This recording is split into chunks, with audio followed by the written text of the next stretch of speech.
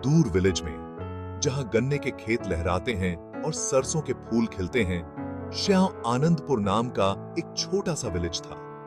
जिंदगी धीरे धीरे चलती थी, जैसे सूरज उगता है, और नौनाएं बहुत गहरी थे और हर किसी के सपने जमीन से जुड़े हुए वह।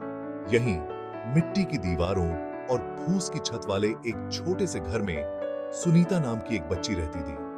अपने दोस्तों से अलग, जो हंसी मजाक में खुश रहते थे, सुनीता के मन में एक ऐसी चाहत थी जो इस छोटे से विलेज से भी बुलंद। वह एक डॉक्टर बनना डिजायरी थी, बीमारों को ठीक करना डिजायरी थी, मुश्किल समय में उम्मीद की किरण बनना डिजायरी था। दवाओं की दुनिया में सुनीता की दिलचस्पी एक ऐसी घटना से बढ़ी जिसने उसके छोटे से मन पर गहरा असर डाला था। उसके दादाजी, विलेज के मुखिया, जो अपनी समझदारी और दयालुता के लिए जाने जाते थे, बहुत बीमार पड़ गए। वह विलेज के वैद्य के बहुत कोशिश करने पर भी उनकी हालत बिगड़ती ही गई। सबसे नजदीकी अस्पताल मीलों दूर था। उनकी दुनिया में, जहां बहुत कम सुविधाएं थे, श्याम पहुंचना एक सपने जैसा था। सुनीता बेबस होकर देखती रही, क्योंकि उसके दादाजी ने अंतिम सांस ली।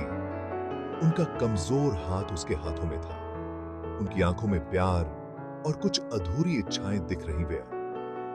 उसी समय गहरे दुहक के बीच सुनीता ने फैसला कर लिया।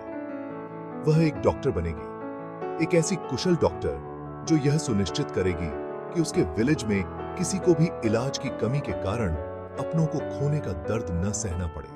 सुनीता का सपना उम्मीद की किरण था, उसके अंदर मौजूद अदम्य भावना का प्रमाण था। लेकिन अपनी महत्वाकांक्षा को पूरा करने का रास्ता चुनौतियों से भरा था। हर चुनौती पिछले से भी ज्यादा कठिन थी। उनके औनेवार की आर्थिक स्थिति खराब थी। उनका जीवन प्रकृति के अनिश्चित उतार चढ़ाव पर निर्भर था। उसके पिता, जो सालों से तेज धूप में काम करते करते थक चुके थे, खेतों में अथक परिश्रम करते थे।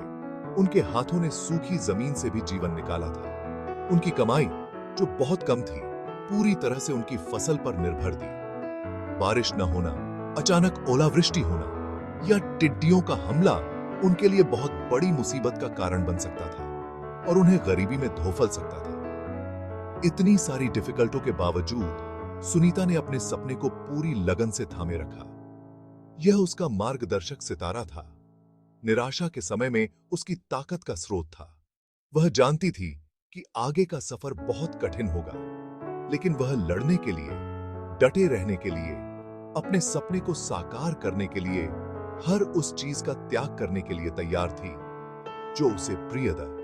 उसके अंदर महत्वाकांक्षा की आग तेजी से जल रही थी, जो खुद पर अटूट विश्वास और उसके औनेवार के अटूट समर्थन से और भी तेज हो रही थी। सुनीता के दिन काम और पढ़ाई के एक अंतहीन चक्र में बीतते थे। हर काम के लिए उसका पूरा ध्यान जरूरी था। सूरज उगने के साथ ही वह अपने पिता के साथ खेतों में होती। उसके छोटे छोटे हाथ उनके काम की नकल करते हुए बीज बोते, पौधे लगाते और उनकी मेहनत का फल इकट्ठा करते। तेज धूप निर्दयता से बरसती थी, लेकिन सुनीता काम करती रही। उसका हौसला बना रहा। उसका संकल्प इस बात से और भी मजबूत हो गया कि उसके पसीने की हर बूंद उसे अपने सपने के करीब ले जा रही है। जैसे ही सूरज डूबने लगता और जमीन पर लंबी लंबी औंधाइयां पड़ने लगती, सुनीता घर लौट आती। उसका शरीर थका हुआ होता, लेकिन उसका मन ज्ञान की प्यास से व्याकुल रहता। उसकी शामें पढ़ाई के लिए समर्पित थे। उसकी किताबें मिट्टी के तेल के दिए की मंद रोशनी में फैली हुई वेयर। टिमटिमाती लौ न ऑफ बल पन्ने पर लिखे शब्दों को, बल्कि सुनीता के चेहरे पर अटूट दृढ़ संकल्प को भी रोशन कर रही थी। हो सकता है कि उनके छोटे से घर की दीवारों ने उसे शारीरिक रूप से कैद कर रखा हो, लेकिन उसका दिमाग उड़ान भर रहा था।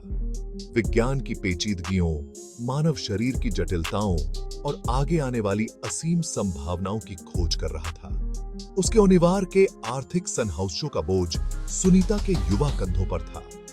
ऐसे दिन भी आते थे जब उसके पेट में चूहे कूदते थे, जब पड़ोस के हाउसों में खाने की हैप्पी बू उसे ऐसी लालसा से भर देती थी कि उसकी आंखों में आंसू आ जाते वे। ऐसी रातें भी आती थी जब वह खाली पेट सो जाती थी। भूख की पीड़ा उसे उन त्यागों की याद दिलाती थी जो उसे करने पड़ रहे वे।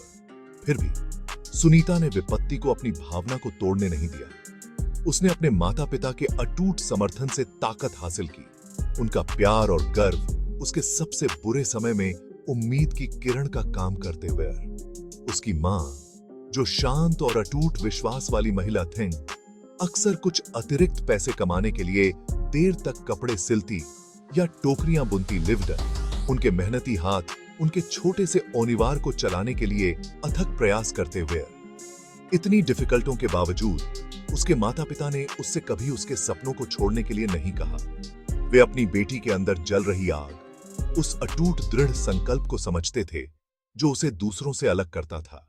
वे जानते थे कि शिक्षा ही उसे गरीबी से बाहर निकालने का अमात्र रास्ता है, एक बेहतर भविष्य का अमात्र मौका है।